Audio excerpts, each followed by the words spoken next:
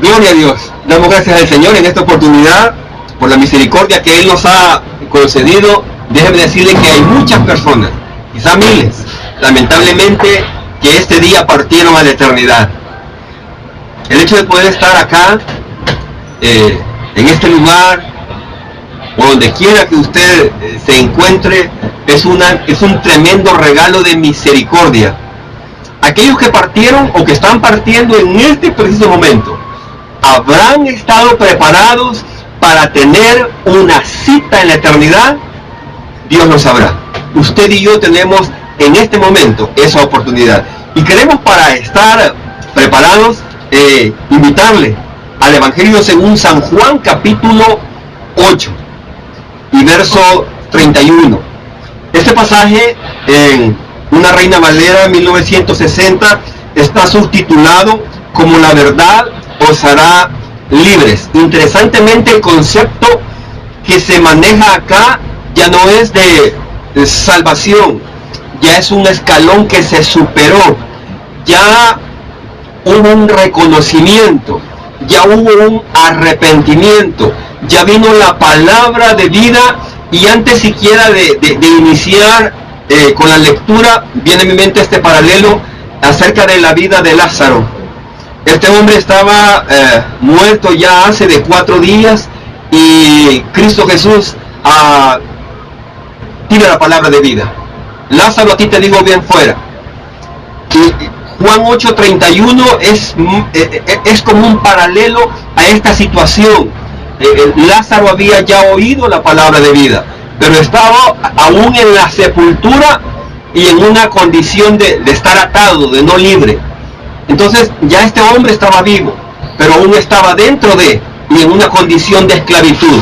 Exactamente esto mismo ocurría en el verso 31, cuando una multitud de judíos habían decidido creer en el Señor.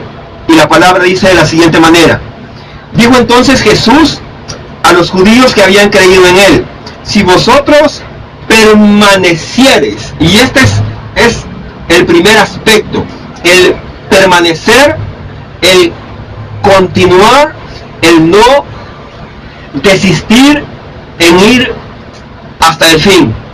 Y hace unas horas hablábamos con el pastor, con el hermano Rafael, acerca de este texto, de que solo aquellos que perseveren hasta el fin serán salvos. Hablábamos acerca de no solo el fin de los tiempos, no solo el fin de la iglesia en esta tierra, sino acerca de nuestro fin, que quizás es el más importante. No sabemos en qué momento el Señor dirá: hermano, hermana, hijo, a la eternidad. Acerca de este fin es importante estar atento. Y el Señor le dice a estos judíos: aspecto 1, permanezcan. Sea cual sea la situación que esté por delante, permanezcamos. Pero no es permanecer por permanecer en una actitud pasiva. Es una permanencia dinámica. Es un buscar de Dios, es un leer, un escudriñar la palabra, es un congregarse, es un servir al Señor, es un estar diciéndole: Señor, escudriña mi corazón. Permanezcamos no en pasividad, sino en esa búsqueda constante de Dios. Y luego que les advierte acerca de que no dejen de permanecer, habla acerca de permanecer en qué específicamente. Y dice: mi palabra. Más adelante, siempre en Juan, allá por el 14:21, el Señor establece un fruto de la permanencia. Y muchas veces se ha manejado lo que también dice Juan, ¿verdad? Si permanecieres en mí, ¿verdad? Pedid todo lo que quieran. Que podamos pedir todo, ¿verdad? Y todo nos será dado. Mas sin embargo, el Señor va mucho más allá. Y dice que si la palabra permanece en nosotros, mi Padre les amará. Seréis amados de mi Padre. La palabra trae vida. La palabra trae libertad, la palabra siempre traerá beneficios.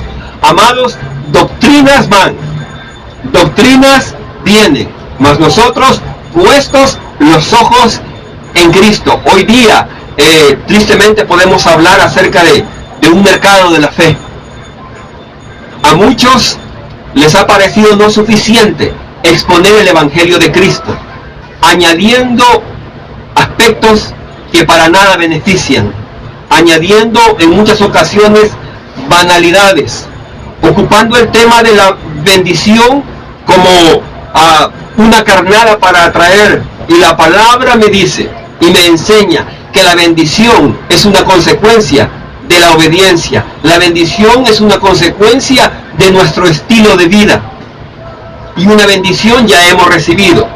Y esta es a Cristo Jesús en nuestros corazones. Si vosotros permaneciereis en mi palabra, seréis verdaderamente mis discípulos. No habla el Señor de la categoría de creyentes o profesantes de fe, que confesamos que Jesucristo es el Señor, que Jesucristo es Dios, o que Él es el Señor y Salvador de nuestra vida. Un discípulo sigue. Un discípulo es instruido. Un discípulo es llamado a ser enseñado, a aprender, a ir en pos de. Un discípulo es llamado a crecer para un día convertirse en alguien que discipule a alguien más. Ir y hacer discípulos a las naciones. No solamente creyentes. El creer es una categoría, y se ha vuelto una categoría bastante amplia, quizás demasiado amplia. Alguien decía en algún momento, y esto puede ser, usted dijéralo y considérelo o elimínelo, que muchas veces la iglesia se ha convertido en una salacuna gigante, llena de bebés espirituales. Y el apóstol Pablo hablaba acerca de esto. Mientras era niño, hablaba, juzgaba y pensaba como un niño. Es necesario ser discipulado.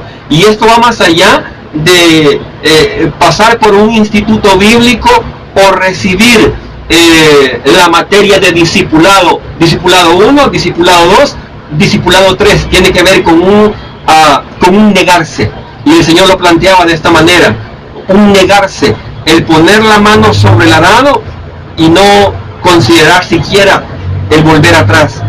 Esto traería consigo un beneficio. Y dice la palabra: seréis verdaderamente mis discípulos. Al ser el creyente discípulo de Cristo, conoce a Cristo, conoce la verdad. El niño espiritual conoce ciertos beneficios. Dios sana, Dios perdona, Dios provee, Dios me oye. Mas el apóstol Pablo allá en Efesios 1, ya por el verso 16, dice: ojo, he oído de vuestra fe y he oído del amor por los hermanos. Y comienza a hablar de cómo Él ora constantemente para que sean abiertos los ojos de vuestro entendimiento y sepáis, que podamos saber realmente a qué es aquello que hemos sido llamados, a conocer la supereminente grandeza del poder de Dios. Pablo entiende de que había fe y que se había llegado al punto de tener una buena relación con los hermanos en la iglesia. Pero dice Pablo, hay mucho más allá. Hay mucho más allá. Cuando el discípulo conoce a Cristo, Cristo es la verdad, Cristo es la vida, Él es el camino. Cuando el discípulo conoce a Cristo, así como Lázaro vino a la vida cuando oyó el llamado de vida, mas sin embargo seguía en la condición de vivir entre los sepulcros, viviendo entre los sepulcros, que no sea ya más una condición de vida, viviendo en la sepultura, viviendo, ojo, no estando muerto, teniendo muerto, estando vivo, pero estando en condición de muerto, ¿sí? Dentro de la sepultura. Y luego el Señor dice, removed la piedra. Y luego dice, desatadle. Eso lo ha de provocar en nuestra vida en esa disposición, en esa medida que podamos estar constantemente cerca de Él. Esto va a traer libertad. Pero versos más abajo, allá por el verso 36, dice la palabra, un escalón superior todavía. Si el verso 31 nos dice de que y conoceréis la verdad y la verdad os hará libre, el verso 36 es como un flash espiritual, nos deslumbra y dice, así que si el Hijo os libertare. Habla de los verdaderos discípulos y los cristianos verdaderamente vivos, verdaderamente libres. Así que si el Hijo os libertare, seréis verdaderamente. La Biblia no es repetitiva, la Biblia es enfática. La Biblia constantemente, la palabra de Dios está enfatizando, poniendo en letras negritas, subrayando verdades de importancia eterna, no viviendo más en el sepulcro, no teniendo por morada más la sepultura. Al ir en pos de la verdad, al ir en pos de Cristo, vendremos primeramente a ser discípulos verdaderos. Versos atrás, en el capítulo 6, ahí por el verso 60, dice la palabra que hubieron muchos discípulos que desertaron cuando Jesús comenzó a decir, bebed de mí, cuando comenzó a decir, comed de mí. Quiero ser aquel que satisfaga todas vuestras necesidades, no solo las materiales. Quiero venir a ser aquel que llene el espacio vacío de su corazón. Quiero ser su todo.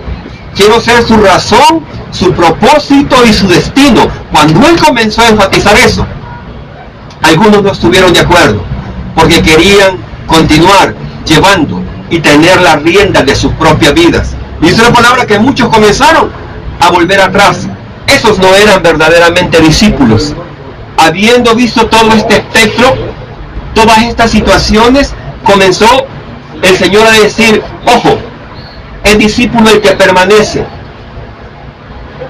el discípulo el que verdaderamente me sigue, ese es un verdadero discípulo, y esto va a traer libertad. Pero luego el verso 36 es todavía mucho más amplio y mucho más determinante, y dice, si el Hijo os libertare. Amados en el Señor, no hay nadie más que pueda traer libertad. Juan el Bautista dice en el capítulo 1, allá por el verso 29, el verso 30, dice, el siguiente día vio Juan venir a Jesús y vio que venía él y dijo, he aquí el Cordero de Dios que quita el pecado. El único que puede quitar, el único que puede desarraigar, el único que puede arrancar. Hay áreas, le aseguro, con las cuales hemos luchado durante meses, durante semanas, meses, durante días, durante años. Déjeme decirle que hay ciertas situaciones de la vida con las cuales se puede luchar décadas. Pero mientras no vengamos a Jesucristo, Cristo puede venir al corazón, pero es una decisión personal el dejar de. Él puede mover nuestro corazón al arrepentimiento. Él puede a través de su Santo Espíritu traer convicción de pecado. Pero mientras la decisión no venga en nosotros, no seremos verdaderamente libres. A menos que vayamos de día y de noche, todos los días de vida que resten sobre esta tierra, yendo en pos de Él y no viviendo más en la sepultura. Así es que si el Hijo libertare a esta generación, seremos verdaderamente libres. Que Cristo Jesús me los bendiga y hasta pronto.